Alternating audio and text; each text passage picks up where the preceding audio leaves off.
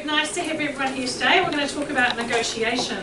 You know, the reality is we cannot be order takers, we've actually got to be deal doers. So we're all finding it tougher to do deals.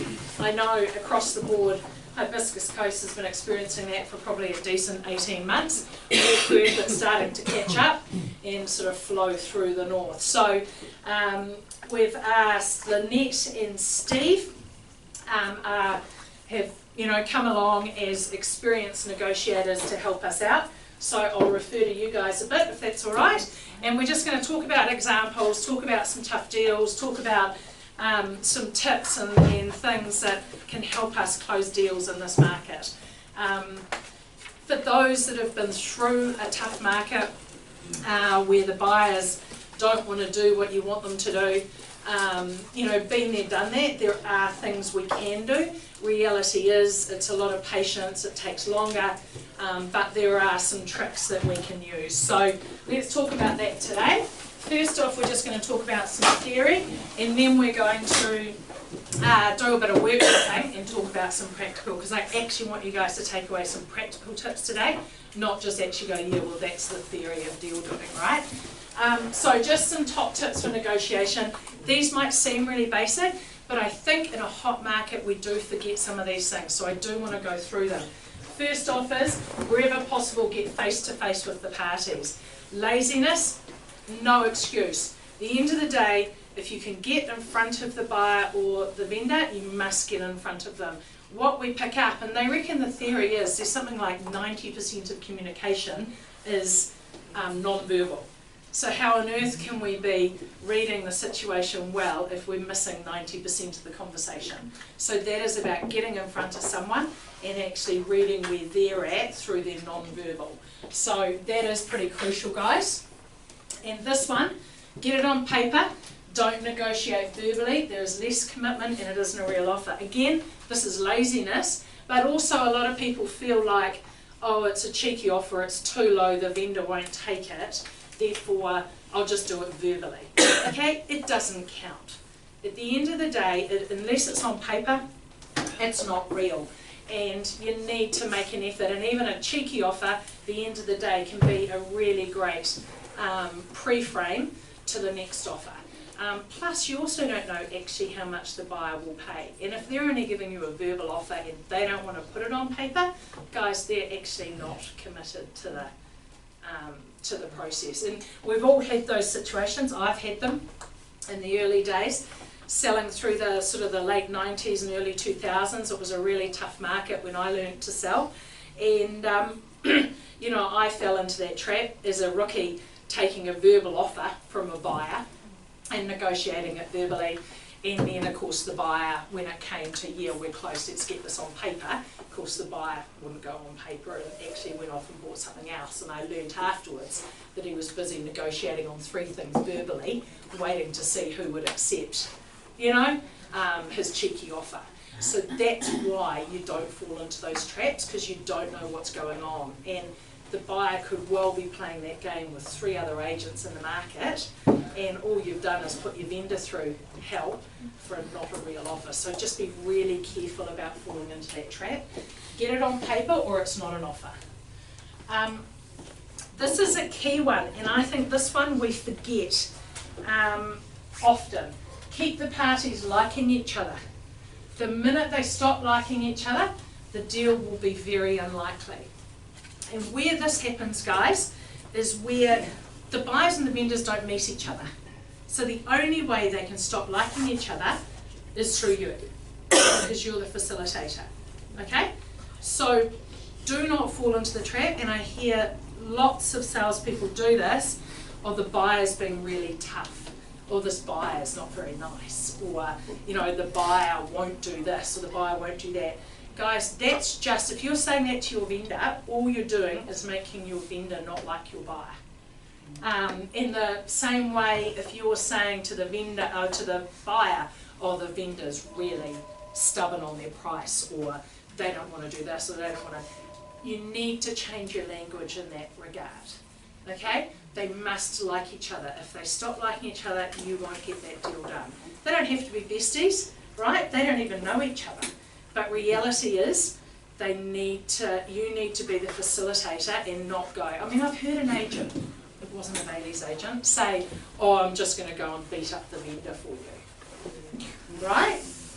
You hear it, it's a classic, I'm on your side, I'll just go and beat the vendor up for you. No, all I'm thinking at that point, I just cringe and go, oh, you know, and I'll just go and deal to that buyer for you.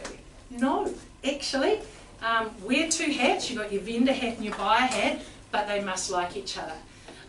A really good way to think of it, or wording, is the buyer has made you what they feel is a fair offer because, right? Not the buyer's being really tough.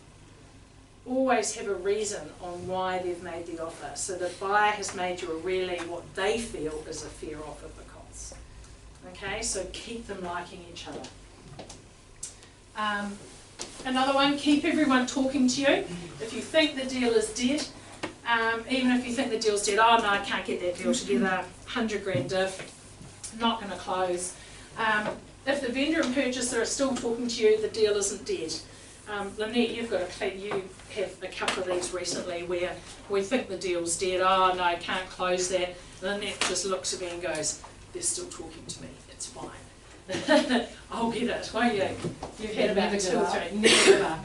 So the old classic, never give up. If they are still talking to you, it's still live. And even if they're not still talking to you, still keep trying to talk to them.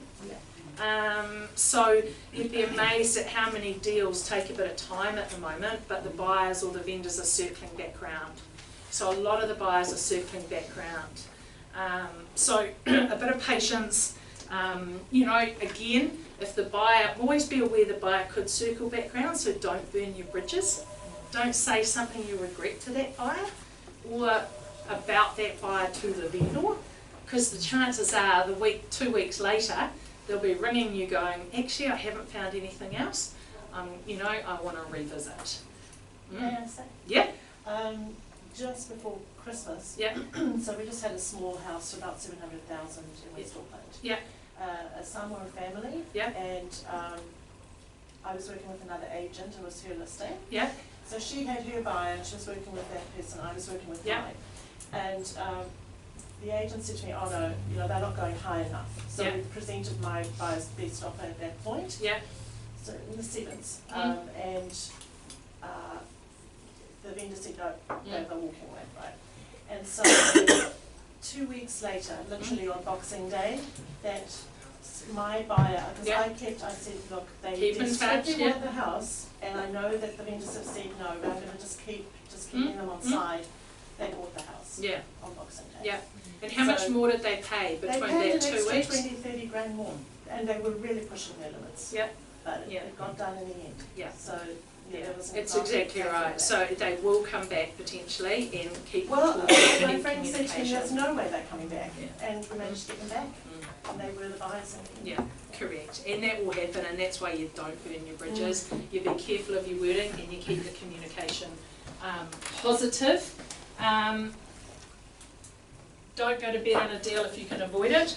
So, okay, how many of you have been out, and I know this happened just recently, how many of you have been out at 11 o'clock at night doing a deal in the last few months?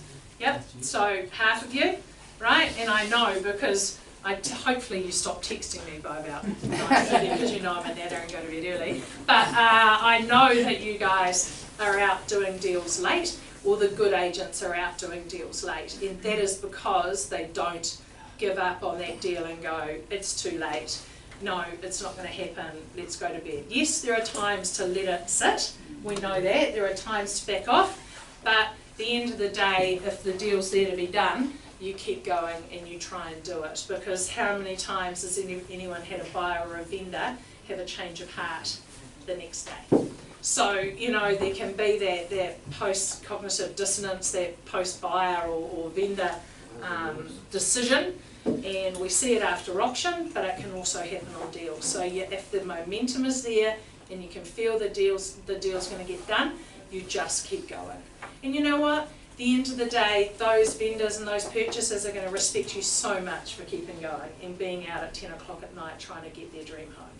So, you know, you will have clients for life. even though at times we, resent having to work late in a night and we could be home tucked in bed. So no, there's no question that with the momentum's there, keep pushing through and Could get be it worse done. Thursday though, the North Shore guys are all the time out really late because they've got a great number of Chinese suppliers and sellers. So they don't start work till about 9 o'clock at night, and it's so often like 1 that's o'clock when in the they want morning. to do business. Yeah. Oh. I don't want to be We're all, but anyway, yeah, no, it's true. So there you go, that's when they want to do business at the end of the day. And of course we're dealing with people that want to, they don't, during the day, a lot of our vendors and purchasers, we can't contact them because they're in jobs where they can't be contacted. So, they're shift workers or they can't be contacted during the day, we just have to deal with that offer when we have that offer. And how many times have people gone to bed and changed their mind, So there's no question that we have to work a bit harder at the moment. This is a classic, less talk, more listening. Let the vendor and purchaser talk themselves around before you have to. So at the end of the day, good questions, good open-ended questions, and the power of silence, right? So the power of silence, in the old nugget, whoever talks first loses, right? So here's the offer.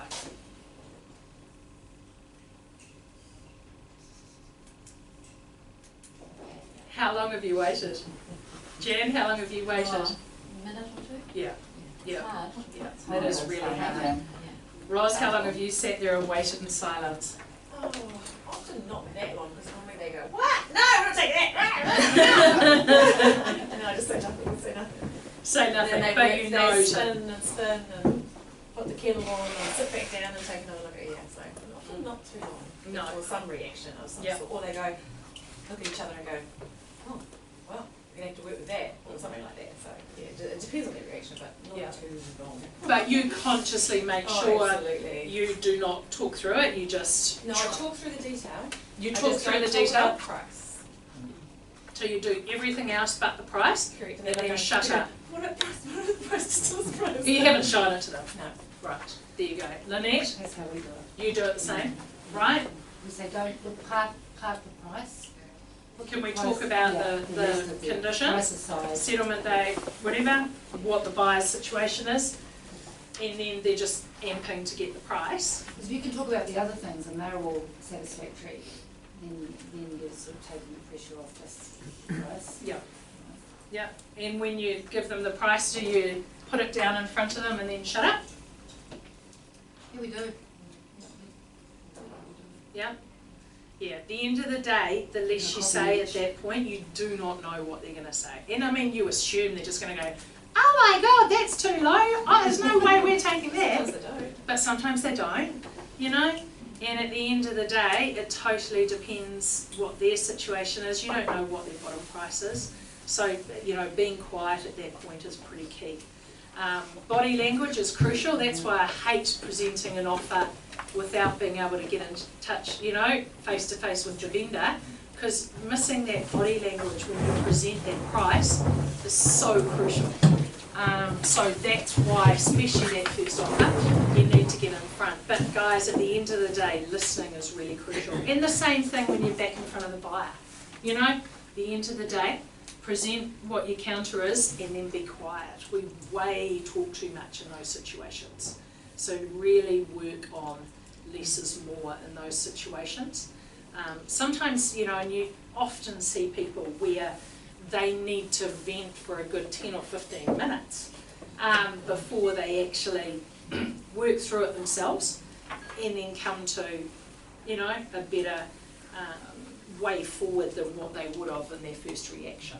Kirsty, could you just explain that to ask open-ended questions? Ask open-ended questions. So this is getting your vendor or purchaser to talk. This is where you don't want to talk. Okay? So you want to be asking questions like, can you make that work? How you're feeling about that price? Why have you made that offer? And I love that one, because from a buyer's perspective, you should ask them, why are you making this price? You know, why do you feel this is a fair price? So getting the purchaser to justify their position, getting the vendor to justify their position, they verbalise it all. You get a lot more insight into where they're at. So why do you want to make an offer at this level? Why do you feel this is fair? I like the wording, why do you feel this is fair? You know, because then they're telling you how they're justifying it. They're giving you great insight into what to talk to the vendor about. So the more open-ended questions you can ask in a negotiation, the better. You will get more information. It's not about what we think. We are not there to be the valuer, guys, and we fall into the valuation category way too often. It is not our job to value the property. It is our job to facilitate a deal between two parties. And those parties are not ignorant. You know, at the end of the day, the buyers will have done their homework, the vendors will have done their homework, whether it's online, whether they've been out at open homes, whether the buyers have seen 20 properties or they've seen 100 properties, the buyers will have a clear indication of why they think the price they are offering is fair. You have to ask them that. To not ask them that and start telling them what they should pay, you know, is not going to build you a relationship of trust with that buyer. Can I ask though, when you're in that situation and a buyer is being really tough, you know they are, where do you sort of go from there? How involved do you get in kind of trying to lift them? Yeah, trying to lift them. So Yeah. this is where, and this is what one of, you know, is preparation, right? So I've got it here somewhere. Preparation is key. So if you've got a buyer who you know is being really tough, you can actually say to them, and you don't tell the vendor they're being tough, but you can say when you've got your buyer's hat on, just say, look, I feel like you're being a bit tough. This is the stats I'm working with, right? So these three comparables are what the vendor's aware of and I'm aware of. How do you think your offer sits with these? So you have to go into the facts. You have to disprove them in the kindest way to say, look, I feel you're being a bit tough. Can you talk me through why you're at this price? Sometimes Kirsty, it's with that- affordability. And it might be affordability. Yeah, I think sometimes they forget that we are the facilitator too, so you're trying to remind them that you've got to go back and represent that offer the best way you can. And that's really good words. You just have to say, look, I need to present this to the vendor for you. Can you please talk me through how you've arrived at it? I think facts and stories are integral. Yep. Are at that time of the buyer though, especially because in this market, you know, I had a chat the other day, it's like nothing's selling at CV, nothing's selling over CV, just sort of carry on and to just sort of launch back with good examples Yep. very quickly. Very quickly. Very This is quickly. where your prep is We'd like to think crucial. that, most buyers do at the moment, but this is, you know, Here's an this is- example of something in the same street that just sold over CV. So, you know, this is the information the vendor has. You know, Yeah, just the disprove, you said disprove, I think that's the thing. disprove it, yep. And also just have intelligent conversations with the buyers on it. Because they, you know, they can just go, well, that's all I'm willing to pay. So, well, that's fine, but I need to go and present this to the vendor. If you genuinely want to buy the property, can you please talk me through how you arrived at this? Have you, done stats and this is what you feel is fair market value? Or is this, look, and that's absolutely fine. If it's all you can afford, it would be good to know. Please give me more information to help me facilitate this deal. And I think having a genuine conversation with a buyer at the moment like that will actually help you do deals. The buyer will appreciate that you're taking time to listen to their perspective. Reality is you've got the buyer hat on, You're then going to go, right, vendor hat on, right, we're a team, I work for you, how are we going to, work with this offer? The good news is it's really clean and the buyer genuinely loves your house. The bad news is this is their price, however, the reason they feel this is a fair offer is because. You'll all of a sudden have so much more information. Always take a cheeky offer to the vendor it is the best set to sell meeting you'll have in preparation for the next offer. So how many times have we taken a cheeky offer, and this happens all the time, and the vendor go, ah, and the buyer's one of those buyers that won't pay anymore and the deal doesn't happen, and then, you know, a couple of weeks later, you've got another offer that's a bit more, and that's the deal you get put together, right? So always do not tell a buyer, you're wasting my time, I'm not putting that on paper. Thanks, but no thanks. It's the worst thing you can do, because yes, it might be a waste of time, but actually it's just a great education process for your vendor. And it's all very well for you guys to tell the vendor the buyers are saying this, or the buyer made you a cheeky offer, I declined it on your behalf, it was. Never ever. And also once they start the process, you don't know what the buyer will Correct. do, you know, how Correct. far they'll go. If they're willing to put it on paper, huh? Sometimes the vendor will take the offer you least expecting. Correct. That's it. And you never know what's going to happen. But do not, you know, the old nugget, oh, am I wasting my time? You know, the buyer goes, look, am I wasting my time if I make an offer of? You had one of those, Rosie, a couple of weeks ago. Yeah, I do. Reality was he wasn't the buyer, but he tipped the other deal to happen. So no, actually he wasn't wasting our time because the deal happened, albeit not to him. That's fine.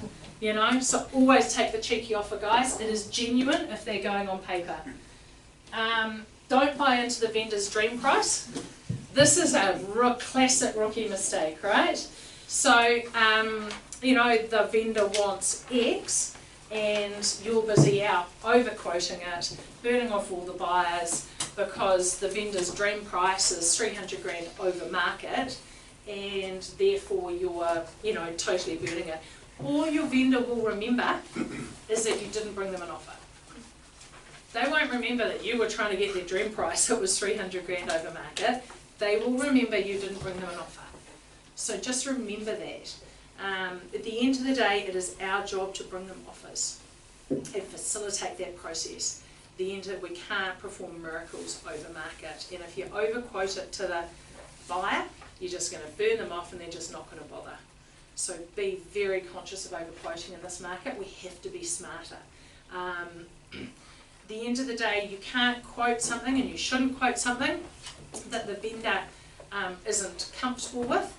But if you're having issues with that, the best thing to do is fall back on buyer feedback has been. Recent statistics tell us, you know, here are the recent stats. Get a sheet done with your recent stats so that you're giving them information. Try and be smarter around communicating price to the buyers. All the buyers want to know is, you know, are the vendors motivated? Are they within market? You know, fair market value. But for goodness sake, don't fall into your vendor's dream price. We've all done it, but it will stop you doing deals. Preparation prior to the meeting is crucial.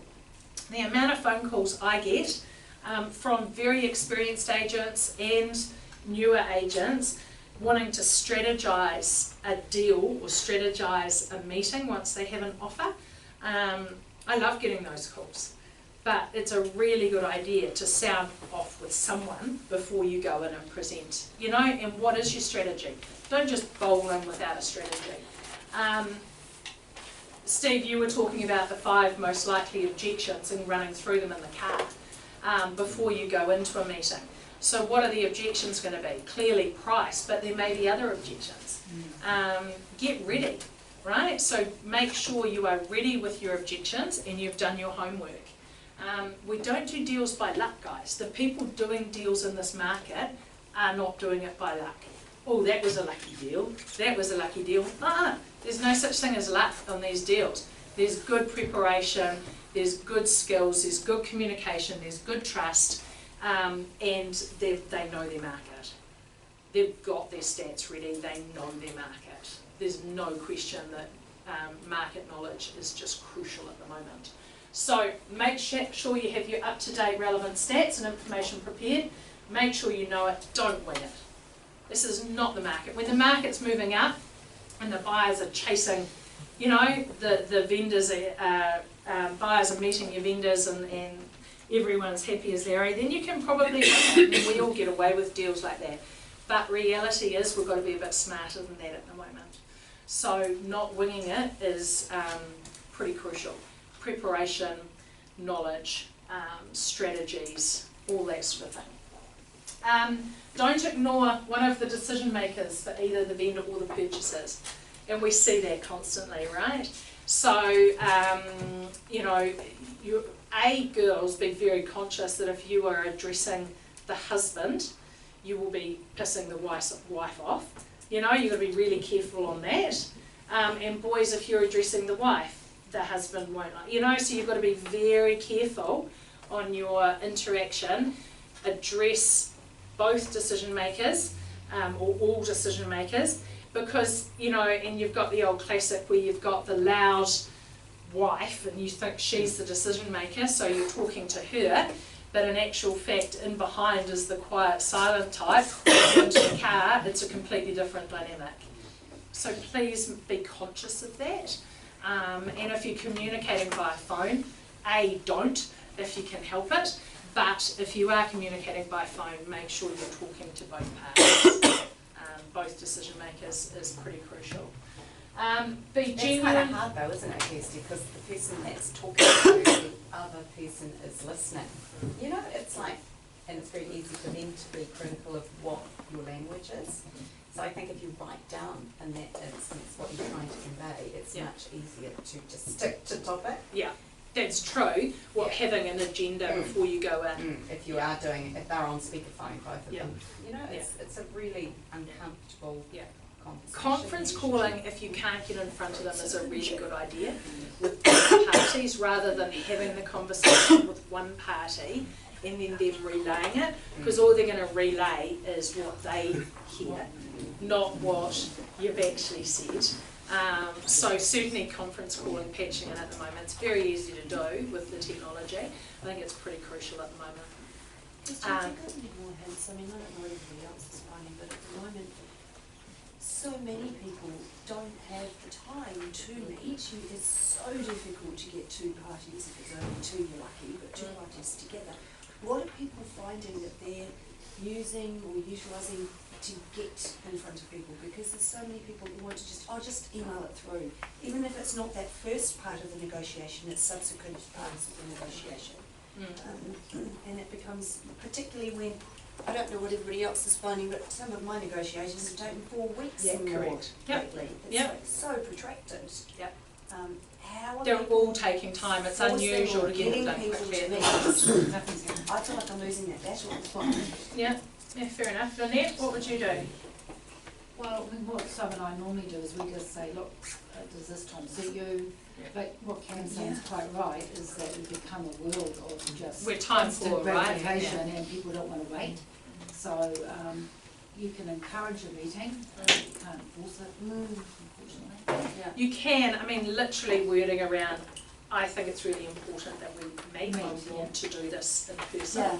You know, actually pushing it back on them, it's all you can do, isn't it, I Steve? try to get people to take an hour off at lunch and buy them lunch and drive people down, pick the other partner up and drive them down to the other one's Go to office. their work here. And it's like, they don't even seem to be able to get an extra half an hour off work. They're buying a house, for goodness sake, and they can't take 30 minutes out of their busy schedule. But to that's do life this now, big Karen. I thing. think Yes, that's it's happened to life. fine. It's Yeah. become crazy. I understand busy. that, but it's like, how do we, it's fine saying it, we understand we have to do it, but how are people getting that, Maybe managing evening- to do it? evenings. All the mornings, Yeah. all the mornings, you know, like I did one Before last work. week. Yeah, 6:30. Yeah. 6:30, I was at the vendor's house. Yeah. 6:30 in the morning. Yeah. Oh my God. That was the only time they That could was the meet. only time they had free. Yeah. It just makes me really uncomfortable because doing so much of such an important deal by I email. know. I think Ah, the yeah. mornings are- And you're I dead agree. right, you lose that face to face, all those extra little non-verbal nuances that you just used to pick up on because we always used to be in front of them. We're losing all that. You can only do the best email tone is and also having the decision makers together. I mean, we all know this, but actually achieving it is hard, but we just have to keep trying. And you have to just say, look, if you're genuine about buying this house, I really need to get in front of you to talk to you about it. I don't think it's a fear of buying houses There's anymore. lots of phone calls, lots of texts, lots of, so by the time you're actually getting it on paper, you're talking to them sort of maybe a half dozen times or more a day. So so that it's sort of, you know, they're in the fray, ready to do something anyway. But the buyers aren't as fearful about buying property anymore, they're more savvy about it. Yeah. They're quite happy to do it on email. Yeah. They feel as though they've got enough knowledge to make the decision. Yeah, they do. The confidence They do. level is very high. I know, correct, they've got all the information. That's Yeah. why you need to have good conversations with them Yeah. about that.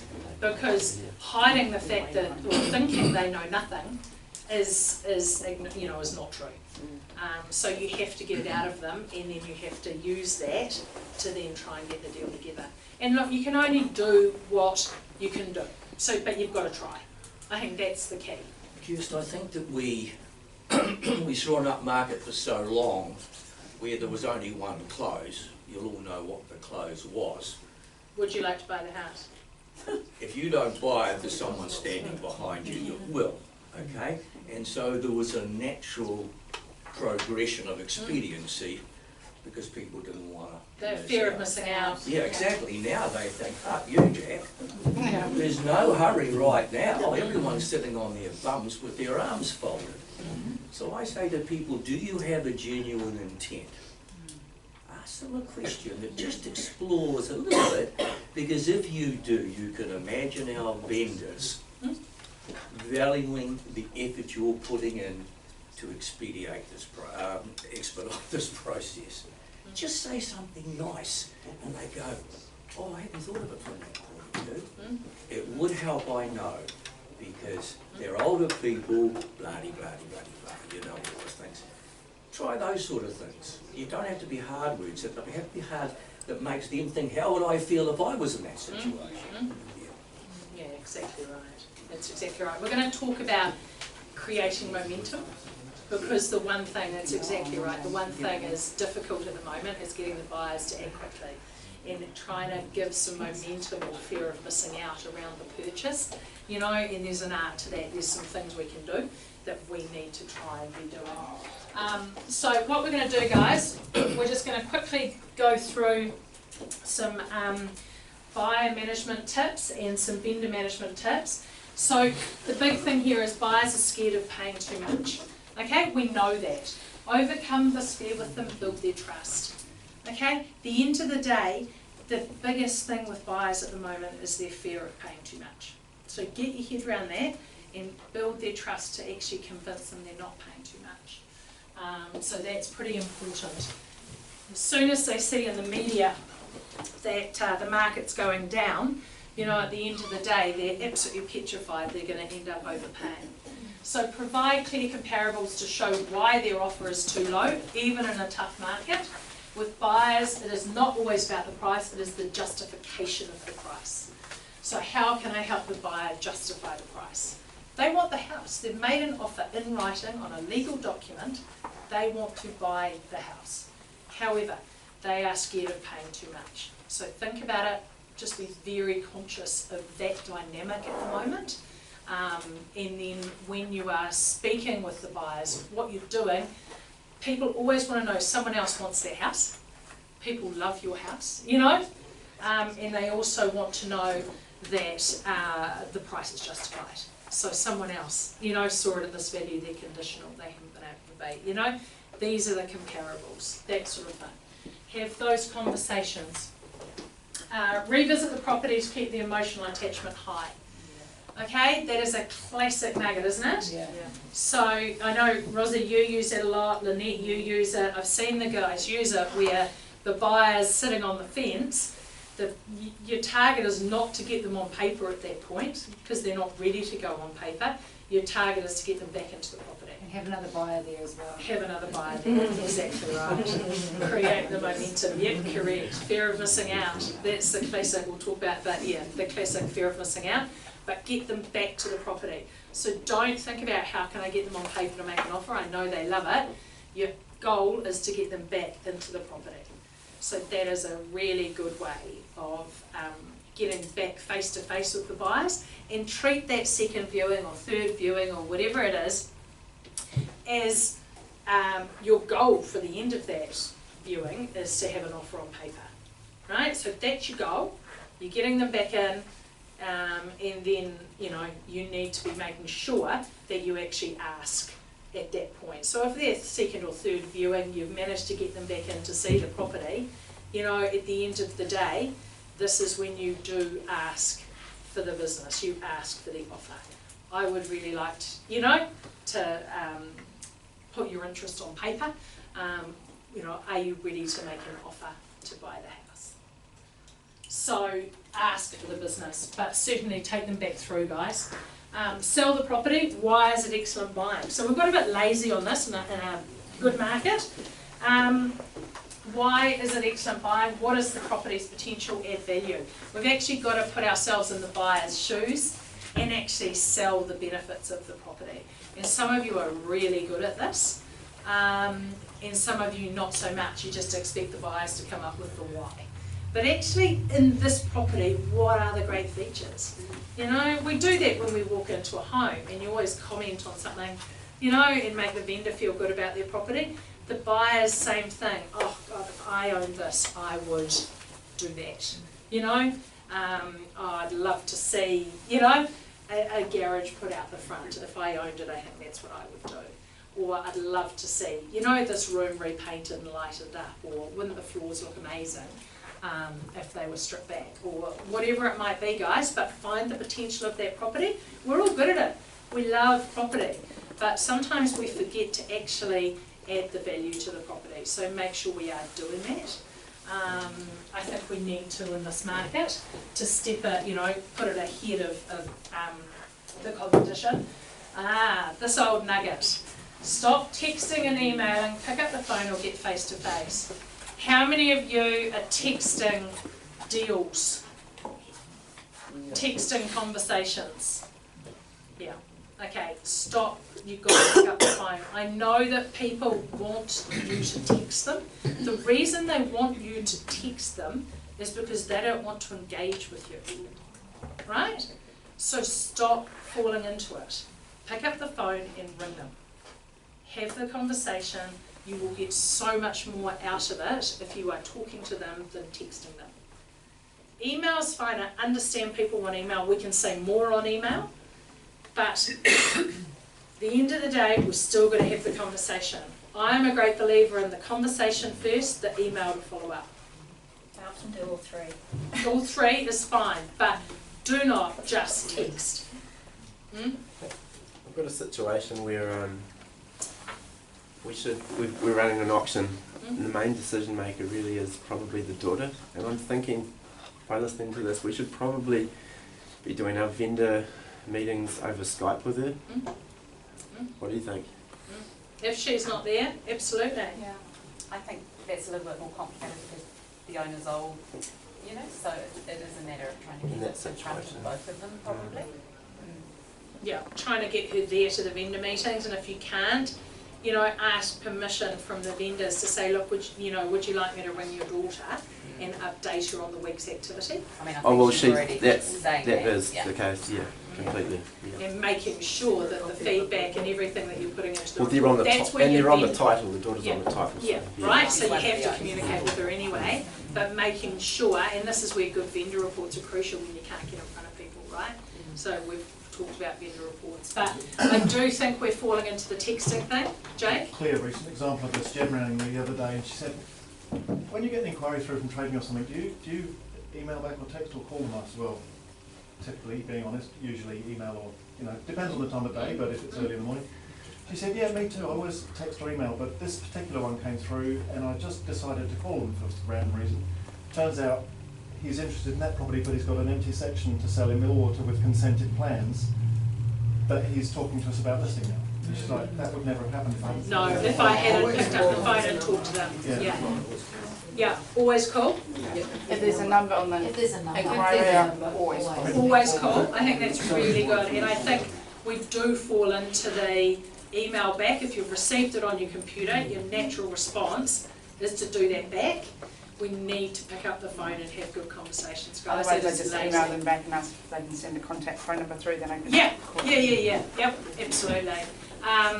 And I do think once you've had that phone call, a follow-up email is great, but pick up the phone and ring. And this texting thing, so much can be lost in translation, So much is lost in translation. But I've also experienced that people won't necessarily pick up the phone because I they're know. busy, but it takes things and it sits there until they see it. I understand, I agree, but if you're actually in the middle of a negotiation, they need to pick up the phone and ring you. You know, I understand before they're engaged, but if they've engaged to put an offer on If they're at paper, that stage, then they need to be. In your vendor reports, ask a question. You know, there's a Yeah. couple of Yes. issues that I would like to speak to you either by phone or face to face. Is there a moment to catch you to do so? Oh, I wonder what they are. Now, you've got to be a bit imaginative, obviously, but the reality is you get the chance to talk. It's like everything, you know, when you don't know something, the nosiness, if you like, goes, what is it? So you've got to tempt people with natural The other humour. thing is leaving a message with not too much information so they have to ring you back, right? So, hi, it's Kirsty, I've just had an update, would you mind calling me back and I'll let you know what's happening. So, rather than, hi, I've just had an update, the vendor's countersigned, just giving it all away, bye. Right? No. Never hear from them again. Never hear from them again, right? So no, that is not what you do. So don't leave long-winded messages. If they can't talk, fine, but for goodness sake, get them to ring you back so you can actually have a decent conversation. And then, you know, try and get in front of them. Don't actually have their conversation if you can help it until you're in front of them. So I think there's, you know, it's just that communication, face-to-face, the old nuggets, it's time to go back to basics on that. Break down the difference, guys. How many people, who's broken down the difference in a per week or per month basis recently? Karen, you have? Yeah. Guess who was? Yeah. With Maury. Karen's just done a tough deal. It was awesome. We It all was love very, Maury. very well done. Right? Right? Karen's actually just a I cheese. don't have to deal with her anymore, she's a buyer. So if it's going tough, at the end of the day, and this is often a strategy with the buyer, so $100,000 difference at the moment at about 4% is $110 per week. And 40 grand is about 44 per week. So all I did just to do that is quickly went into a mortgage calculator, did it over 30 years and said there's 100 grand actually. You know, let's stop talking about 100, you know, actually $110 a week for your dream home. I always do it over 10 years. Yeah, 10 years. Can you see yourself here in 10 years? And just go, oh, no. Yeah. So you've done that? Yeah, I do it all the time. Do it all the time? Yeah. So work it out on a per week or per month basis and start talking to the buyer about what their diff is. It's a lot easier than 100 grand. Because 100 seems a lot. So 44 at the moment, or yeah, $40,000 is $44 per week.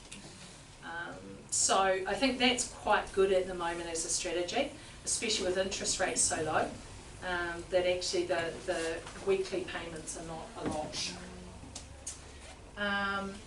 Always talk the price gap with the buyer, not the full amount. So at the moment, you know, the price gap is just a smaller number. It's just a psychological thing. Guys, I need to come in, you know, we need to talk about 50,000.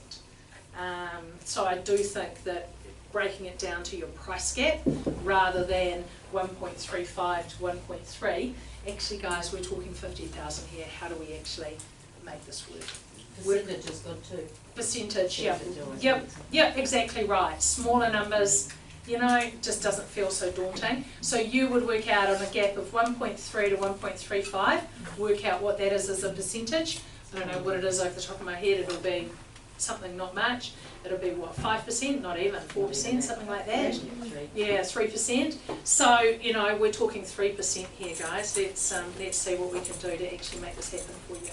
The Tom Pennis thing is really good for that. So when you, let's say you've got $1 million and then you've got a $50,000 balance, you might be saying, it has, I'm not going to do it very eloquently, but would you take that, would you take all of the money for the sake of gaining another 50,000 and throw it on the roulette wheel at the casino? Yeah. Are you prepared to lose all of this for that? Yeah. And it's kind of a good way to look at it. Yeah, absolutely. So understand the buyer's finances. Have they got the right mortgage broker? And I've heard a number of stories at the moment that you guys are telling me where the buyer got turned down from finance from somewhere, but then have managed to get it from somewhere else. So I think there is some inconsistency on finance at the moment. Are you guys finding that? So one bank will say no, but the reason the banks say no, they've got quotas. You know, they may have filled their quota for the month, but you go to another bank and the answer is yes, because they haven't filled their quota.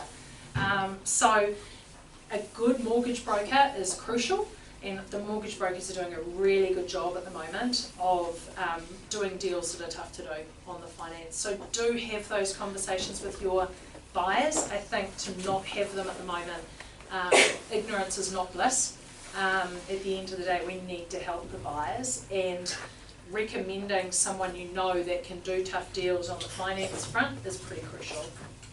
Because I think it's also important to know that that broker is independent from any one or Yes. couple of banks. Yep. Because a lot of people will talk about their broker, Yep. but they're actually only an internal bank Yeah. person. So not they're an one bank, external yeah, correct. independent mortgage broker. And the mortgage broker's job is to play the banks off against each other, let's face it, and they do that really well. So I think a lot of people have come up and not got the extra 5 or 10 because they're only dealing with an internal bank mortgage broker, not an external one. Correct. I agree, and I've seen the mortgage brokers do much better deals on the interest rates. They know who to push and how much they can push it. If you just go to the bank, your buyers just go to the bank, the chances of them walking up to a teller and getting the best rate are pretty slim. So make sure you're helping your buyers to get the best rate and to make sure they get their finance. Have those conversations. And find ways to create urgency and momentum with the buyers. This is crucial. We're going to talk about this a bit more, but there's lots of ways of doing that. Lynette mentioned making sure you have other buyers at a second viewing. So make sure there's momentum created. Rosie, I hope you don't mind, but the one you used a couple of weeks ago on Dorchester was brilliant. I loved it. So what you did was first weekend and created a whole load of momentum around Fresh to Market. So Fresh to Market momentum, you're a great believer in the first week or 2 weeks is by far the best time to do the deal. You pre-frame your vendor, getting them ready for that, and then you create massive momentum around the first week or 2. So I don't let the buyers through for the first 2 weeks. Yeah. So we go into the marketplace and we stockpile our buyers and then we open them. and then and then what you did was you text all the buyers. So Rosalind had it live for 2 weeks and no access. Then got everyone through all together. Yep. This was on Dorchester. And then 8 people came through the first day. No, yeah, maybe 8. And then it was 25 for the first weekend, right? Okay, so all of a sudden all these buyers stockpiled, massive momentum, they all come through together. And then Ros texted all of the buyers, so every single person who came through got a text that night, after the first open home, to say, massive day, had 8 groups through, if you're interested, please make sure you come back tomorrow. Created momentum with that first lot that came through. And then the next day, when another whole lot came through, she texted 25 buyers that night to say, I've just had 25 groups through, I'm expecting an offer. If you're interested, please get in touch with me immediately. So that was creating momentum where it was a plaster house in Orewa with no cavity. Built by Blair though. I know, yeah, Blair's no So I thought that was really well done because it was creating an urgency and a desirability around a property that if it had had 1 or 2 groups through would have been really hard to create that urgency. And sure enough, someone did make an offer, they felt like the pressure was on. Shivers me, 25 buyers have been through, I've had the text, it's all on, I better get on with this. And that was great strategy to create that urgency. So, and I loved the text out the Saturday night, then again the Sunday night. So the buyers who'd come through Saturday, it had a text Saturday and Sunday with an updated numbers, with interest, Brilliant. I mean, we're spamming them, but hey, great strategy. And then they got another text when we got an offer in hand. Oh yeah, then they got an offer. Then they got a text saying, Everybody saying we've got an offer in we've hand. now got an offer in hand. If you're interested, please contact me urgently. So talk about momentum. Do you send them just one at a time, or do you do it through the property suite system? Oh no, I'm so useless at property suite. I just copy and paste the text and I just go through the and whack it out. Yeah. Once it's in your phone, it's easier. You just forwarding it. But great way to build momentum. So simple stuff, but certainly built momentum. So all of those buyers had 3 texts about the property just from coming to the open home. What agent do you think they're going to call when they go to sell? You know, actually, great way to communicate with those buyers, even if they weren't interested. Talk about in their face. Wow, this is a proactive agent. She keeps texting me. You know, but I thought that was a very clever way of gathering momentum where really there didn't actually, you know, potentially couldn't have been any. So well done. So did you actually take it to the press as well as live on the internet before you let anyone through? Or was it? Yes. No, there was no print ads. It was just online. I'm not sure. I'm not sure whether there was an Outlook ad for advertising the open home. There probably was. Might have been. Yeah. There was. Initiative. Yes, it was combined with between us and the vendors. The vendors actually went away, so that helped. It created, so the vendors went away and said we don't want people through. So it created. So we did the same thing. Yeah. Well, they were genuinely having work done. But The same thing. Okay, so better vendor management. It's times like this I'm forced to have difficult conversations with great people. I love that line. That's a Michael Shear goal. But at the end of the day, if you're not having those difficult conversations, then we're not doing our vendors any favours. So guys, it is our job to have those difficult conversations. And if we think the vendors are ignorant of the market, we're wrong. The vendors know, they just don't want to know. And you have to front. And you have to have those conversations.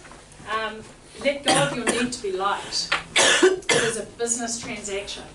At the end of the day, it is our job to facilitate the deal. And it is not our job to be their friend. You know, and yes, we can be their friend afterwards, but at the moment, they have employed you to actually achieve a result. This is your opportunity to move on. You need to know your vendors why, so you can help them.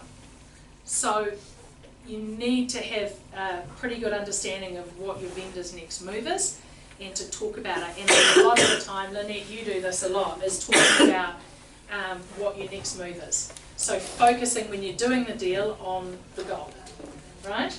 So the goal for a deal Lynette did a couple of weeks ago was for them to downsize. So you stop talking about the difference of what the buyers were paying versus what the vendors wanted, and started talking about the difference between what they could sell for and what they could buy for, and started putting in front of them what they could buy. And you know, they needed a 300 grand difference, so we focused on the 300 grand difference in their move, and not the price.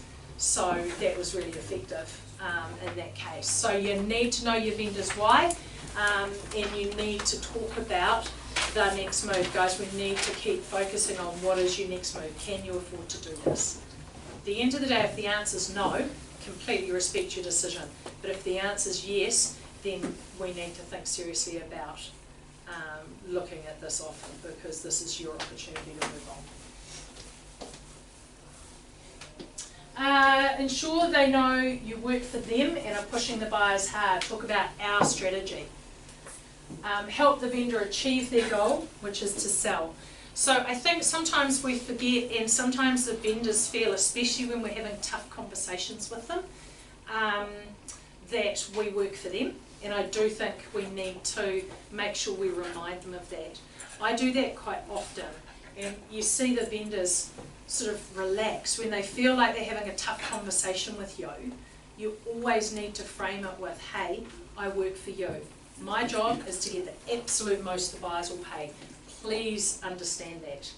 However, I need to have this conversation with you because I don't, you know, where you're at in price, we're not going to get there. We need an adjustment if we're going to make this work.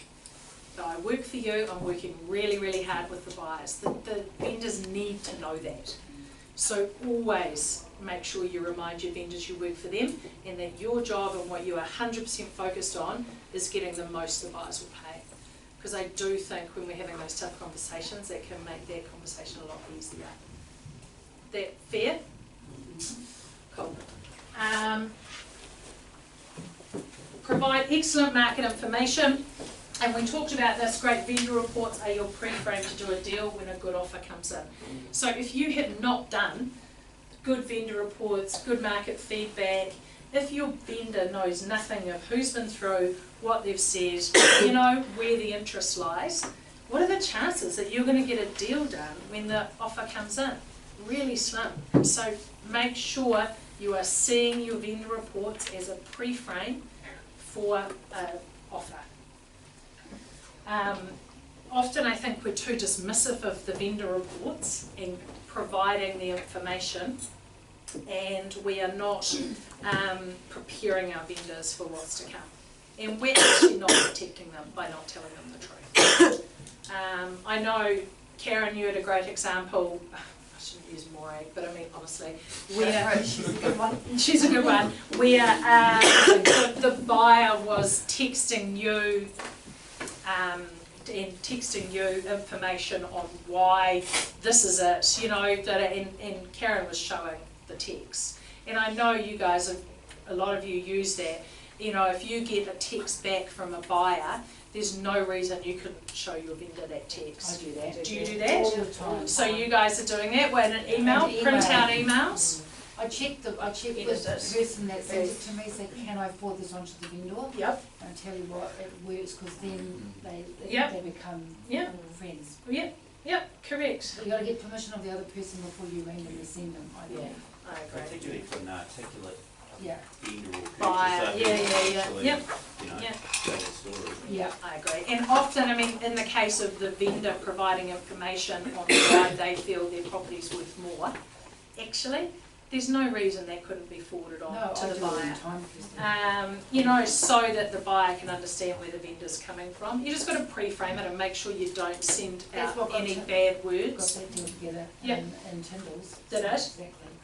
Was forwarding a vendor's comment to the buyer or the buyer's comments to the vendor? You're a financial analyst. You let them talk to each other through you. And the vendors were brother and sister, deceased estate, and one wanted something that the other one didn't. So email going to all three parties. Yeah. So use that, ask for permission, check your trail so you're not forwarding around.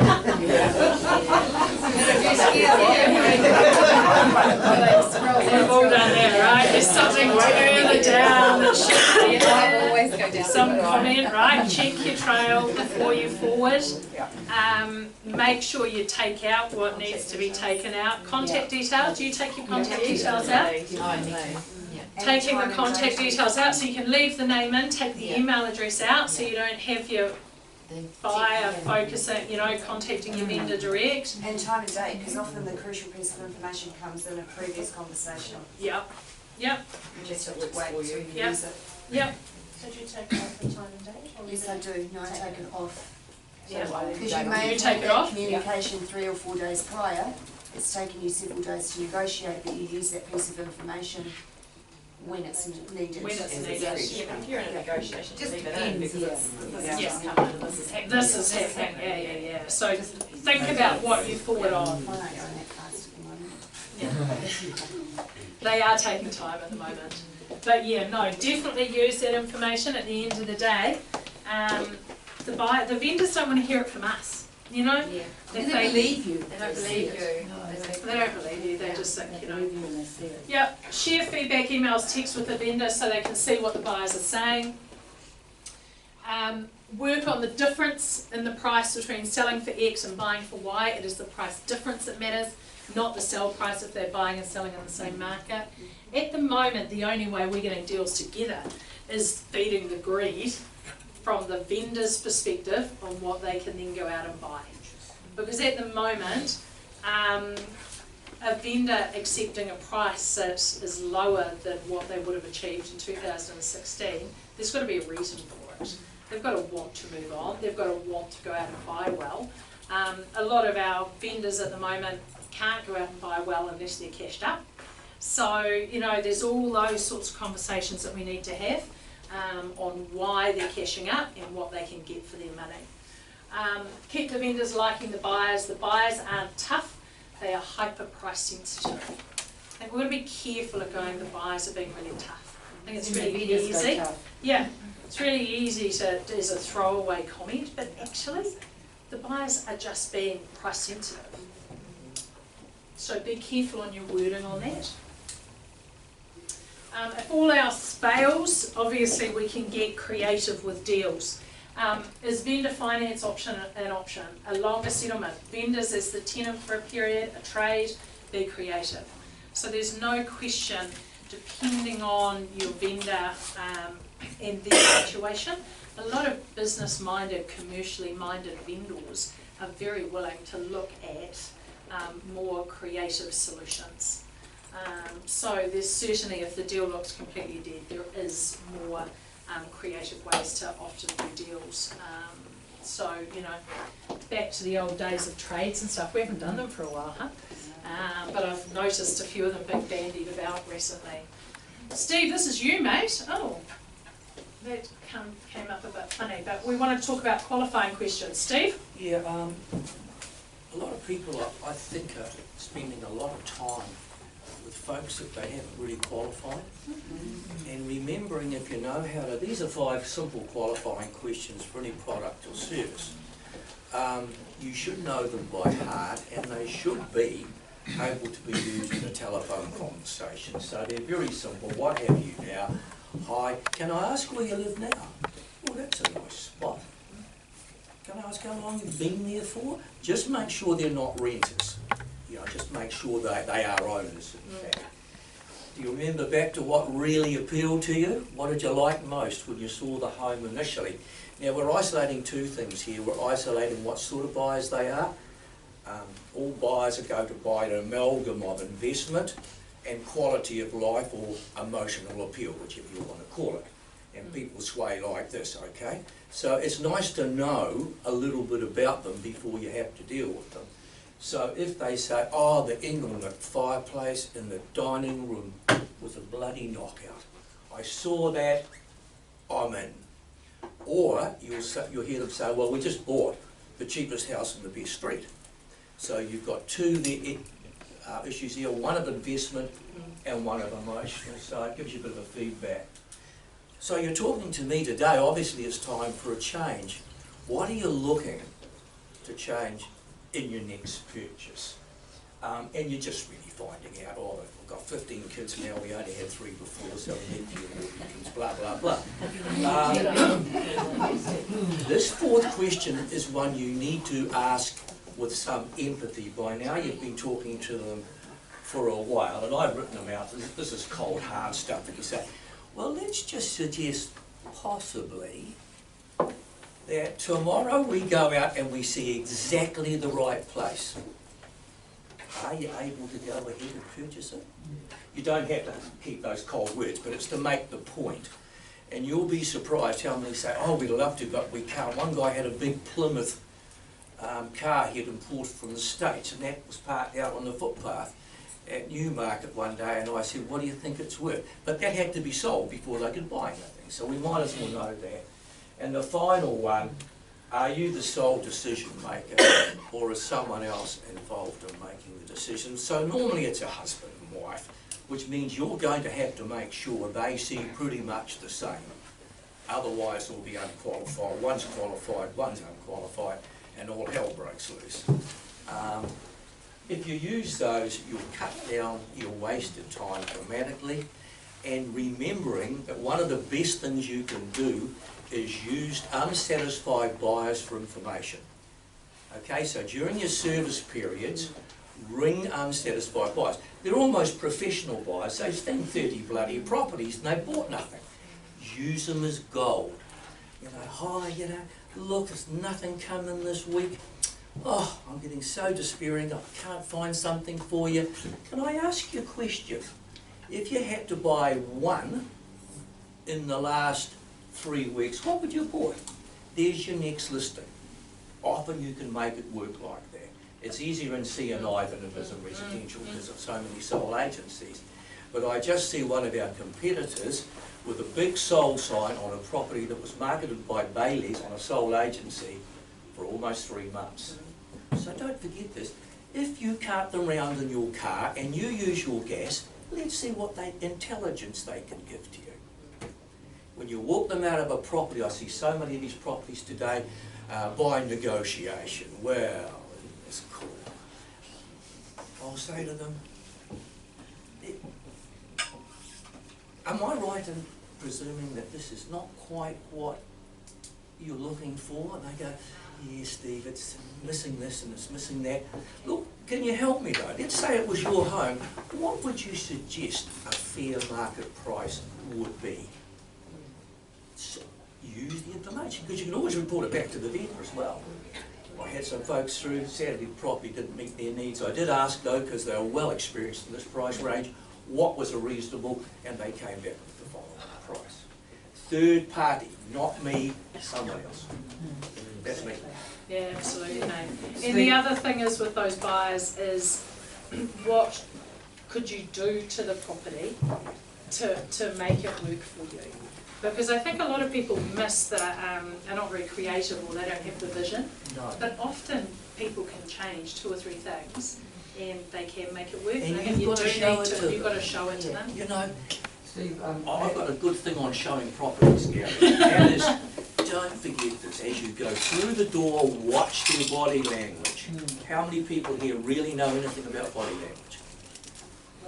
Oh, nothing, I thought you meant, I do. All right, okay, I'm a male, what's the most common body language that says I'm interested in a property? Does anyone know? Free coffee. Raise your eyebrows. That is probably the most common male one, okay? What's another one from me? Put your hands in the pocket. Hands in the pocket. Hands in the pockets. What does this mean if they come into a property and they do their hands? Don't like that. Not necessarily, it's a funny one. Slow down, I might have to buy this bloody thing. She's dragged me here. I know what I mean. When you're with ladies, what's telling you what you're saying is meaningful? We touch our hair, do we? I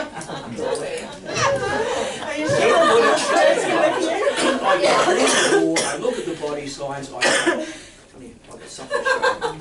And I go straight to the emotional strong point of the home, okay? And involve yourself in it. If it's a lovely backyard, the sun's shining in on the deck, sit down and say, ask an involvement question. This is a question you can't answer unless you own the property. And that is, I can imagine sitting out here after a day's work with the G&T. Okay? Because that will very quickly show you if you're on the right tracks. And it's presenting the home to its best advantage. Don't have your owners in the house. They'll start trying to sell it to the buyer. Yeah, they'll say something terrible. They do avoid that. They do say silly things, don't they? They really do. No, we must avoid that at all costs. Gary? Steve, that question 3 there I think is really important. When myself and Ryan do a property inspection beforehand and the vendors in the home, that 10 minutes that we've got is all about building the trust with the vendor and appreciating their property. And one of the questions I always ask, and so I arrived at this property at One Tree Point, a 10-acre property on the way with the agent and go through it. So I'm trying to figure out now where they go from here, where is the second reserve, you know. So I asked the question, so where do you go after such a fabulous property as this? And the guy said, our separate ways. And the agent The agent had never said, man, I felt terrible. I said, there's opportunities here. But it gave me the motivation. Then I had to figure out who was actually the decision maker out of the two, because one wanted to stay, the other one wanted to go. And one of them scouted another partner, so one of them wants to go more than the other. And so there's a variation of price. But the point of all that was I asked, you're right, in some sort of order, in that 5 or 10 minutes, trying to build that trust with those people, because at some stage they're going to have good news or bad news about the offer they've got on the table at the auction. Yeah, but I couldn't believe it that in a quick question like that, and I didn't necessarily expect you to answer, but they were going their own separate ways. Yeah. I did feel terrible for about 10 minutes, you know, right. Three offer presentations we talked about before. I don't say, all I say is, it's folded so they can't see. I always introduce the buyer. Yeah. So we get that emotional sort of, they love your home, they want to come here. They're a lovely family, Yeah. 2 kids, at the local Saw the child primary. through the brick, through the glass house, you can see how they love it, all that carry on. Then the next thing, unfold it and hand it out. But before you do that, say, remember to read the entire offer. And it constitutes 2 pages or whatever the hell. Don't say anything else, wait, because the next thing they say is your problem. And it's normally the price, isn't it? And I had one dear old lady in a wheelchair in Mount Albert screaming at me. She said, I knew Belkins would bloody come in with this bloody crap offer. But wow, she went on. Take a developer in Meadowbank now, and really known for being very hard, and I put it in front of me and she said, you got a pen? And she signed it. So don't preempt what's going to occur. Gary's situation, down in Epsom, lovely couple, good offer. And it was obviously probably going to succeed, and I put it out in front of them, and then the body language is not right, you know, it's a husband and wife. And I said, look, I'm sensing there's something happening that I'm not aware of. Are you prepared to share it with me? And she starts crying and says, we're separating, and then he starts crying. Oh. And so... You stand there, Steve. Never mind. No, anyway, that's right. Never preempt something you don't know. No, exactly. Awesome, guys. Thank you, Steve. Well done, mate. Right. Look, there's no silver bullets, right? So the reality is there's no silver bullets on these scenarios. But the reason I've asked for 3 suggestions on your next move is there's also no one right answer. Okay? There can be different ways of going about things, and actually talking to your colleagues, talking to your manager, actually can give a different perspective on things, because one of your colleagues may have had one suggestion, another one's had another, you know, and you're like, oh, actually I hadn't thought about that. So actually talking about scenarios that you have, not with the whole office, but quietly with 1 or 2 people, I think can be really effective in doing deals.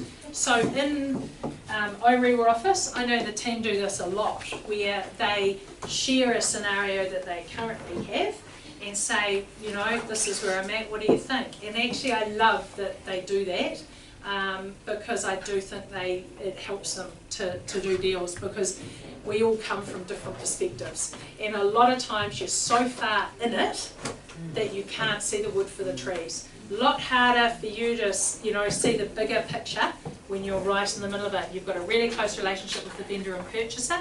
Do ask for another opinion, because someone will be less attached to it and have insights you don't have. So anyway, scenario 1, you're 20,000 apart on a deal and the buyer won't return your calls. What do? This was you guys. Justine. Yep, so text and email was our first option, basically, to create some urgency. So we thought the best approach would be to say we've got some really good news. It didn't work, then basically create some FOMO. So trying to find, you know, there's interested parties, and, you know. Fear of missing out, guys, right? So you're trying to create some sort of fear of missing out, yeah?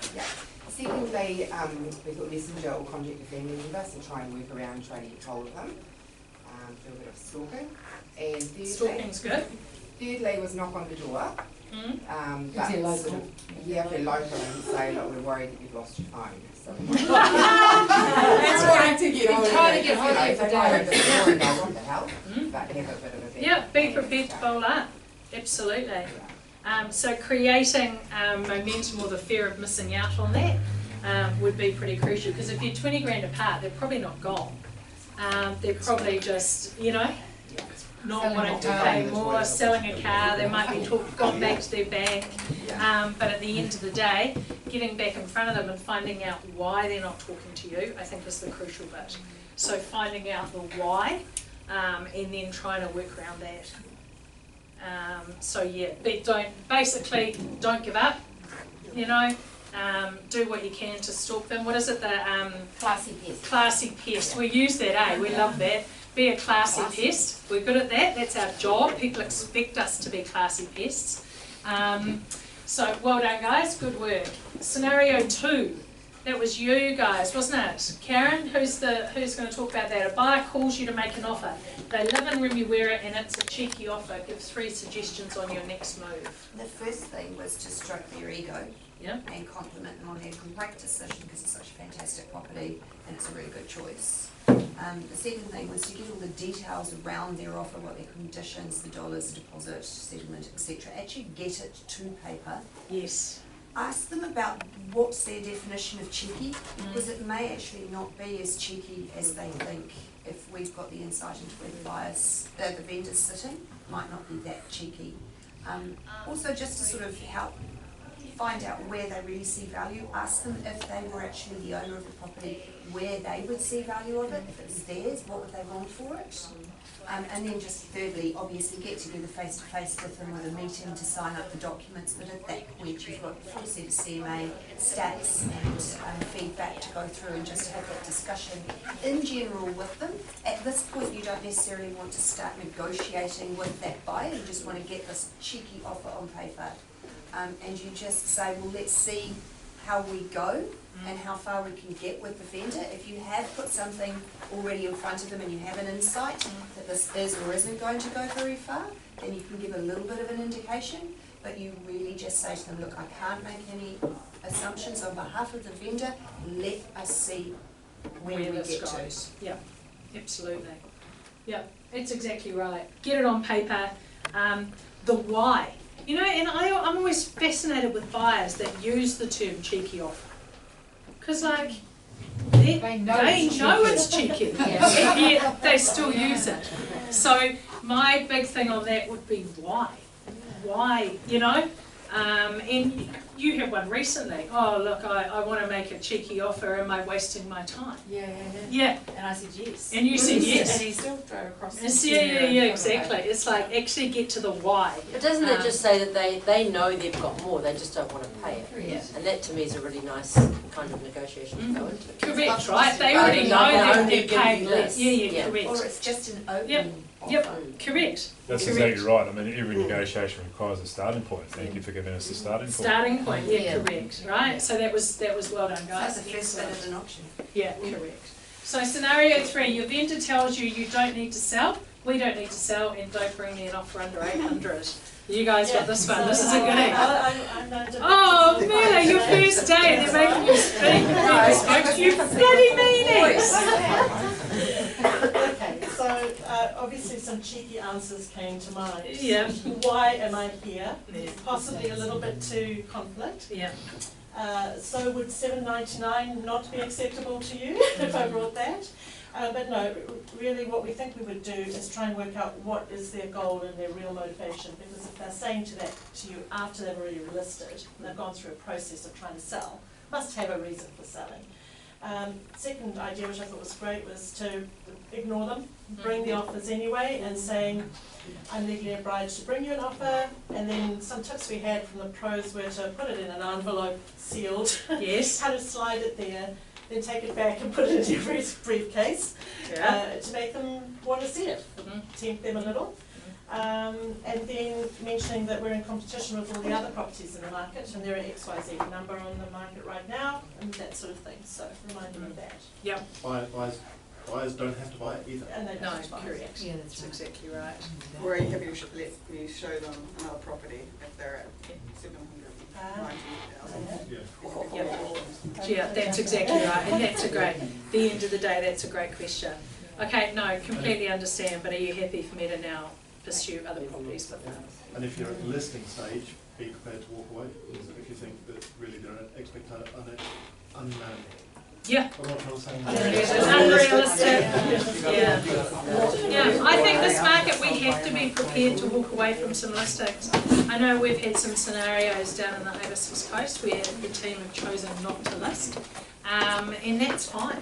I think if you agree with them sometimes and say, no, you start saying, no, reach out. Yeah, reach out. We could be here another 3 years. You know, and we start having on their side, they go, but we should, you know, then they start, it's the reverse psychology, they start going, no, but we really don't want to be here. Yeah. It's a nothing statement, we don't need to sell.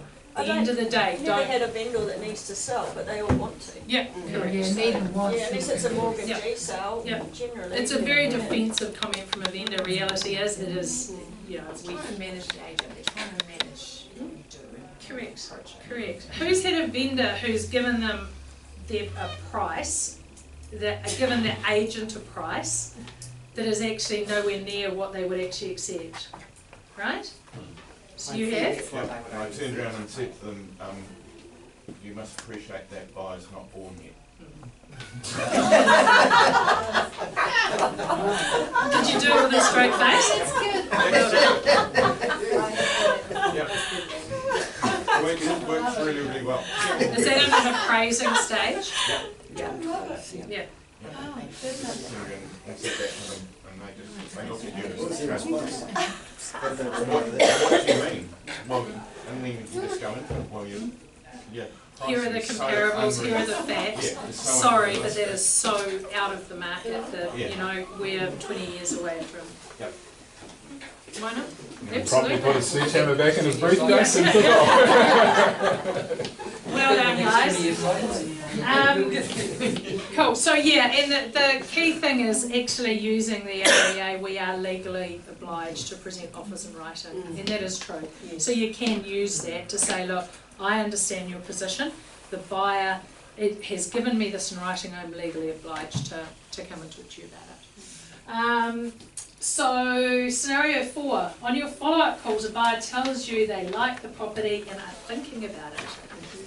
Give 3 suggestions on your next move. Who's talking? Kelly?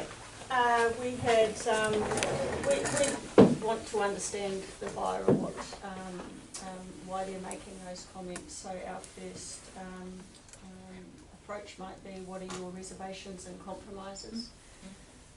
And just dive straight in to see if there's any solutions. What are you that thinking can about? find. Yeah, sometimes sometimes it's got nothing to do with the property. It might be outside of your control, but you might be able to be informative or help with something. Or it could be about property, and hopefully that leads to more conversation and understanding and maybe getting them there. Physically being able to have a chat with them, but not making out like you're hunting them down. So look, I'm going to be there or thereabouts on why don't I swing in? It's not a big deal. So you're not making it look like they're any special more effort than otherwise, and any less offensive. Yeah, I'm going past it, you know, on my way to X. Do you want me to call in and we can have a chat more about it? And then probably don't need number 3, because hopefully what you've done really is qualify them so that you know the answers probably to all of your questions before you've asked them. And then from there, so you're just personalising whatever your conversations are. Yeah, but they've said they like the property. They've said, yeah. So at that point, it's good. I mean, we're assuming we've already provided all the information to them. We've already given them all that we could from a disclosure perspective. But it's actually just talking through why they're sitting. And getting them back to that, getting them back. You see, my key thing in there, so that scenario would be to get them back. Because not only can you then get them back, you can actually be face to face with them to be having the conversation you want to have, which is why they're thinking about it. What is there to think about? Exactly, and sometimes they don't want to go back No. for a second time just yet. That's when you could talk about, you know, what reservations do you have, correct. and try and find solutions. If they're not ready to go back and have another look, then there's something else going on. What, you know, it's exactly right. You can also ask them that question, what would stop you from making an offer tonight on this property? Then they say, oh, we're going to find this range, but it's my wife. Yeah. Then you've got the exact reason. Can I just ask if they're selling, own home, Yep. what would be a solution there? It's a bit of a risk for them, of course, they're not sure what they're selling theirs for.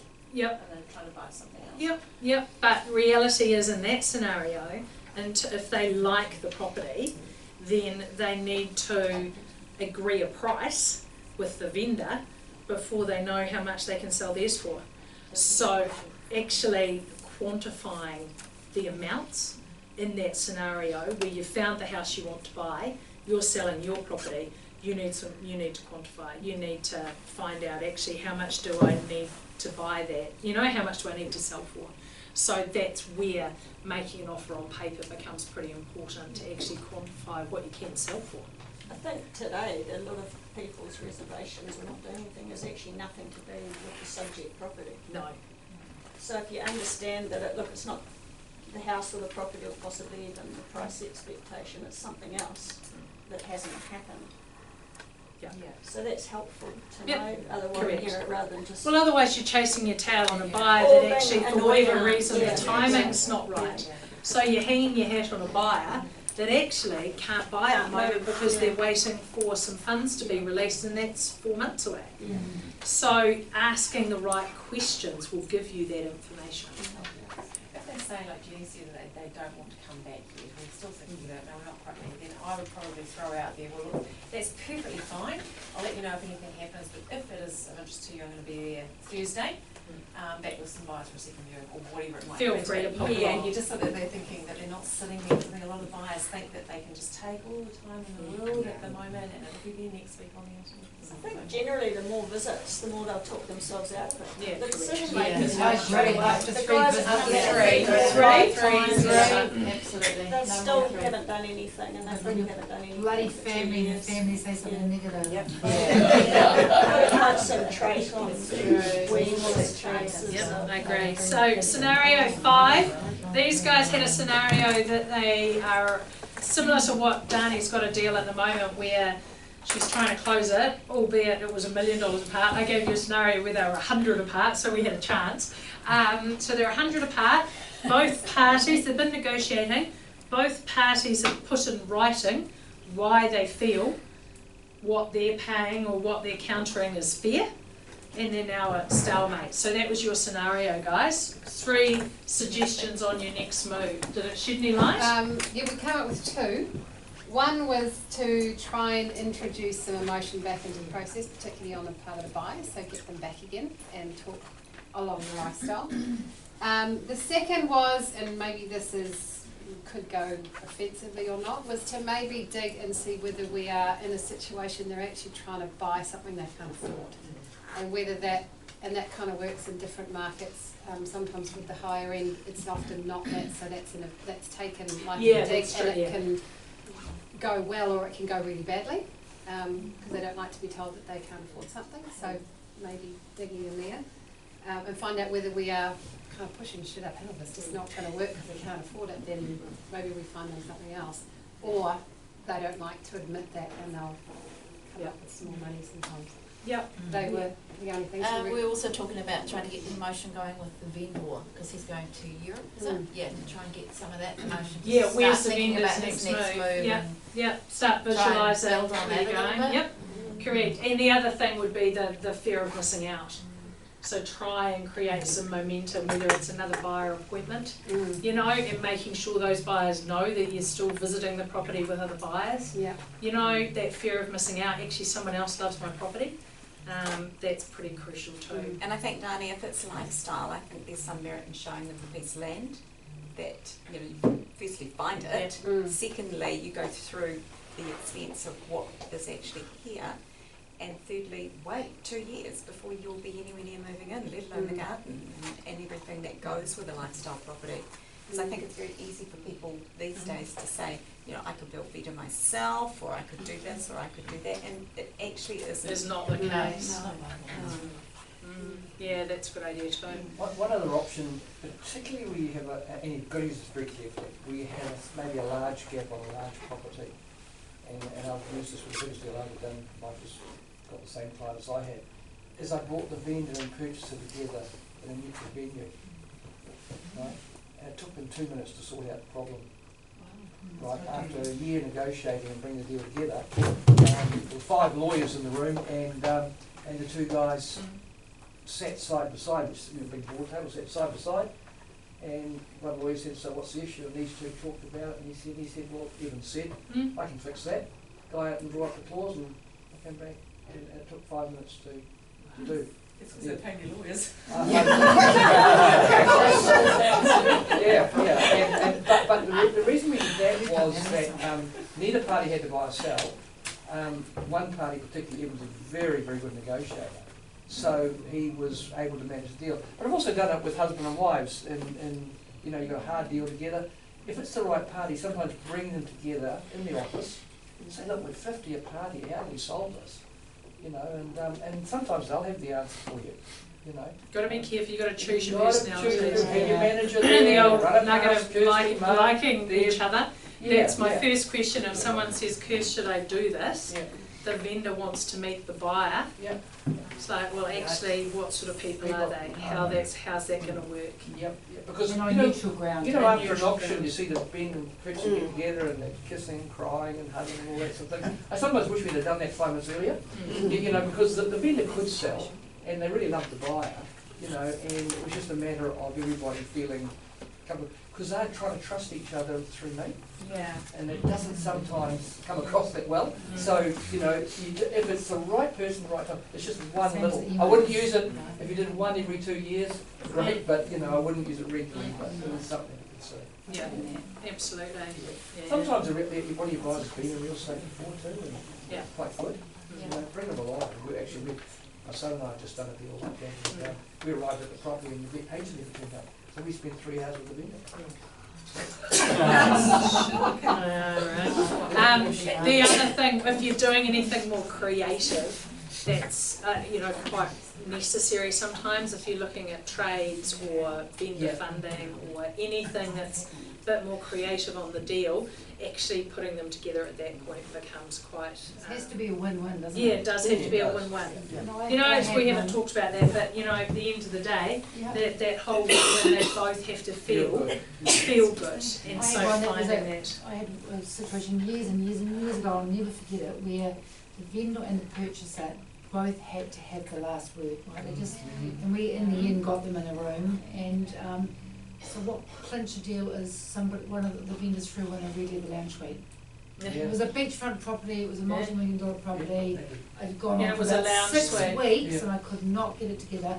Got them in front of each other, around a round table upstairs in the lawyer's office. Okay, how about, I'll give you the red table, the red lounge suite for the pay. Deal was done. So ridiculous. Yeah. There's ego. But there was ego, not money, and often at that top end, guys, it's a lot more ego, and Dani's right. The point is when you're dealing at that top end, when it's beachfront, they can't afford it. Yeah, you know? It was just a principle. But it's the principle of, you know. Well, we've not done the commercial real estate for, I guess, 11 years. 50% of deals were, they were working together, sat around the table. Commercially, a lot easier, there's not the emotion involved. But, yeah, you're right. You got that commercially minded person, they're very good to put them together. If they're not commercially minded, and they know, you know, they start opening their mouth and offending each other, you're going to move backwards really quick. Yeah, put a piece in it, Yeah, right, shows you exactly. Okay guys, I've got a couple of quick videos to watch. One is Josh Fagan, that he's talking about yes, no or maybe, which is quite good. You guys may have seen it, it's only quick. And the other one that we're going to watch just quickly, just to finish it off, we'll finish off with Tom Panos. And look, like or not like Tom Panos, I find him yells, you know, like he just screeching yells, but that's fine. See, beyond that, he actually does have some good words. The content, actually, his content is good. I always struggle with his delivery, but that's a personal thing. I think there's some good stuff to pick up.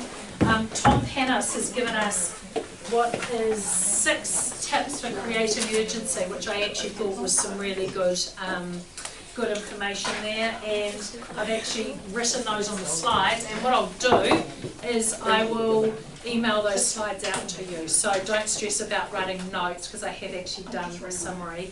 The other thing I've got here for you, just conscious that we're short of time, is just, this is scripts and dialogues just off eCampus. There is some really good overcoming objection type dialogues in here. There's also getting the first offer. I do suggest you read it, so if everyone can take one and read it. We haven't gone through it, but at the end of the day we don't need to. We've gone through a lot more practical stuff today, which is, I find, way more interesting. You can read this stuff in your own time and see if you pick anything up.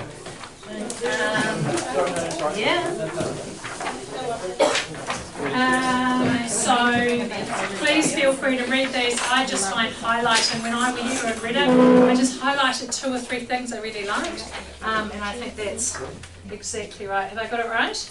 Oh, have you got the one-sided one? There's one-sided and 2-sided. Thank you. And on to the next video in our series. You know, negotiation's a really important part, but one of the challenges I see with a lot of agents is that they don't really understand what it is. And to me, negotiation is really critical for your success. And I want to introduce you to a concept that we've got to call yes, no, maybe. This is a basic idea that yes means yes, no means no, and maybe also means no. How often have you been told by someone that maybe they'll sell, maybe they won't, maybe you'll be their agent, maybe you won't, that maybe this will happen, but maybe it won't? It isn't just calling people out for what it is, so that you're not in a position to get strung along over a period of time. Now you need to know the difference between a delay tactic that's genuine and a delay tactic that's real. And what you're actually doing here inside negotiation is you're understanding the depth of what we're going to call negotiation leverage. Let's say, for example, that you're there and it's at an open for inspection and you get to meet a buyer. And there aren't many buyers about, so you get a bit of a chance to have a bit of discussion. When you're discussing with that buyer, you say, hey, quick question, what's the reason for the move? Oh, we need to buy a house. Okay, great. And why is that? Oh, because we need to move into the local area. So they're being a bit cagey with you. And you say, okay, great, is there a timeline that you're working towards? Yeah, we need to be in there by the middle of June. Okay, great, why is that? Oh, because we're actually in a position that we're moving across from the UK, we're flying back tonight, we need to find a house that we want. We haven't found anything yet, we think this is probably it. But we need to be able to buy here before we leave. Did anything just change in the negotiation? That sure did. All of a sudden you found out that buyer had a ton of urgency, hadn't found anything, and literally has until close of business today to actually put that deal or that transaction together. If you can find out why people are buying, what timeline they're actually looking for, and what it is that they actually really like about the house, then you change that negotiation and that leverage position. It's my belief that a lot of people are in a position that they're keeping themselves too tight in the negotiation. So when you're working with a buyer, you say, hey, I know you want to make an offer today on Tuesday, but would it be okay if your offer was actually open until close of business on Friday? What that does is it allows you Tuesday, Wednesday, Thursday and Friday to really work with your owner to see whether or not you can actually get the offer accepted. Now the reason why this is critically important is that then when you present the offer back to your owner, you're saying to them, look, what I do know is that whenever anyone makes an offer, it's usually whatever happens in the first 24 hours that determines all the success of that negotiation. And so we've got some options on what we can do. We can go back at a particular price point, we can go back at our asking price, we can meet them in the middle, we can go and have a further conversation with other buyers to see if we get another interested party, or we can actually just sell the property. And it is important as an agent to know when to stand firm and to know when to fold. And one of the most important parts is about learning that negotiation is a skill. It's about presenting information in context. So let's say, for example, that you're working with someone and you're talking to them about an offer. One of the conversations is to try to bring in a second offer for that vendor. If they see they've got an offer of $1 million, they also see they've got an offer of 920 on an ask of say $1,050,000, they're much more likely to consider that offer of $1 million than if they'd only received that offer without receiving the offer first of the 920. So the skill is to make sure that there's no more solo offers and that you do actually present 2 offers at exactly the same time. That way, the owner actually has a decision to make and can clearly see that one party is out in front. Just remember, no one ever should be your priority if you're just an option to them. Your job is to make sure that yes becomes yes, that no is no, and maybe is also no, and learn how to negotiate so that you can get better fees, better pricing, better marketing by being really good at what you do. I really hope you've enjoyed our little coaching video, and I look forward to seeing you in our next one tomorrow. So that classic, that yes, no and maybe guys, we see that Gary and Ryan will laugh, but agents are not big auction agents that run auctions, and you know, how many buyers have you got coming? And the answer is, oh, I've got 5 buyers coming, I've got buyers all over the place, everyone loves it, I've got all these buyers. Reality is there's only one buyer, but the other buyers have said maybe, you know, and what you learn over time is what maybe actually means, and that actually that maybe is no. But you know, the genuine buyers that have done the work, that have got the extended settlements, that have had a builder's report, they are genuine and they're a yes. But if people are telling you maybe, chances are they're a no.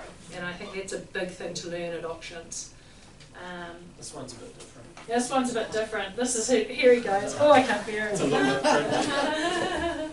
bit Ladies and gentlemen, guys and girls, have a look, big wave behind us.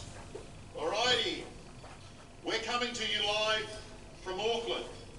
This is in fact the Professionals National Conference in New Zealand, and this session we're having is the VIP High Performers session. Tomorrow we're going to be in the big auditorium talking to, how many agents, Mike? 350? 300? Okay. So guys, I'm going to talk to you about a very important topic. And at the moment, the number one topic that the group behind me has asked to cover is negotiation. So get your pens out, and you too, get your pens and pads out. I'm going to give you some of the hottest tips in negotiation at the moment. Number one, guys and girls, understand in real estate, there's only 2 things that you bring to the table, and that's resources to attract more buyers to a property. And once you've got the resources to attract more buyers to a property, what you bring is negotiation to get top dollar from the best buyer. So there's only 2 things you bring to the table. Resources to attract more buyers, which is your marketing, and negotiation. Now in real estate, if you are not a deal maker, you're an order taker, you're a dinosaur. You're going to get smashed in this marketplace. And the reason you're going to get smashed in this marketplace is that in most of Australia and most of New Zealand now, we're seeing that the marketplace has changed and there is no urgency in buyers. You've got to create the urgency. So what I'm going to do is tell you, here are half a dozen of things that you can do to create urgency. Number one, when you have a second inspection on a property, what you do is you make sure that when you take the buyer back to the property, you organise to have other buyers at the property. You got a second inspection at 4 o'clock, you organise to have buyers there at 4:15. Why? Because what happens is the buyer sees that there are other people interested in the property, and you've got to create social proof. The 2 most important psychological factors in negotiation are social proof, other people want it, and scarcity, someone might take it from me. So, organising an appointment with another buyer there is critical. The second thing you need to do is the following, and that is, don't be desperate. You see, when you're desperate and needy, people can smell the desperation coming out of your mouth. They can smell the bullshit coming out of your mouth. And they don't want to deal with someone that has got commission rep. So,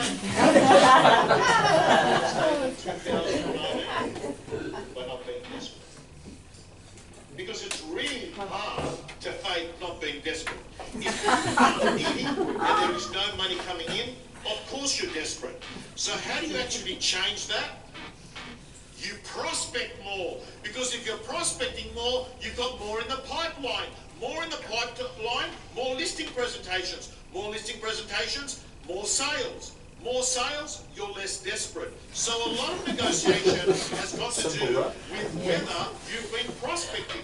Because if you have been prospecting, you're not going to be as desperate. Rule number 3. Walk away. Walk away. Walk away is actually part of the negotiation process. You see, sometimes you're not going to find out what someone's real position is till you walk away. till you walk away. And what happens is you walk away and they'll either follow you or they'll ring you that afternoon or the next day and they'll continue the negotiation. So I'm saying to you, don't be scared about walking away.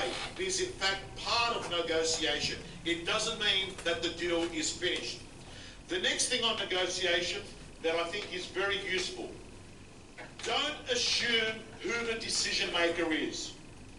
My experience in 31 years in real estate is you might have the guy that's the loudest in the room, but in fact, when they get into the car, the husband and wife, he might have been the loud one doing all the barking outside, but when he gets into the car, he's actually becomes a pussycat. And my experience is that really the female may be the decision maker. So don't sit there and keep eye contact and engage with only one person. Understand that the decision maker might not be the person you think it is. Another bit on negotiation that I think is important is this. Care, but don't care too much. The person that's got the power in a negotiation is the person that least wants it. I know that's weird. The person that wants it the most is the person that's the most desperate. That's why in the book by Cohen on negotiation, which is a very good book, Cohen, C-O-H-E-N, on how to become a world-class negotiator, he says care, but not too much, right? That doesn't mean being arrogant, but that means being detached. The last bit of negotiation I'm going to give you is if you want to get a buyer up, the best chance at getting a buyer up is at the first offer, where your response should be something like this. Thank you for that offer, it's unlikely to get accepted. If it wasn't accepted, what would your next offer be? You have a higher chance at getting an increase there and then at the first offer. Because what you've got to do is manage the expectation of the buyer that it is unlikely that they're going to get that offer accepted. Because if you give them hope and you come back and you haven't got it accepted, they're going to think to themselves, shit, I'll only go up another 1,000. Well, by then, they've got their uncle who's a butcher that's actually come in and giving them advice. So guys, if you found this short 7-minute video on negotiation useful, please share it with someone. I look forward to seeing you back in Australia on Friday night, and I'm really looking forward to having an incredible conference here with the professionals in New Zealand. Thank you so much. There you go, guys. There was actually some good information there. I have done, just on the end of the slides, I did do those 6. Thank you.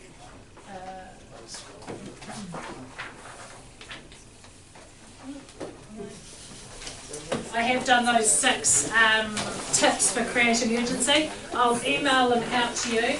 Is that going down? Doesn't want to go down. Doesn't matter. I'll email it out. Thank you guys for coming. And hopefully you've picked up something that you can use out there to do more deals. Thank you.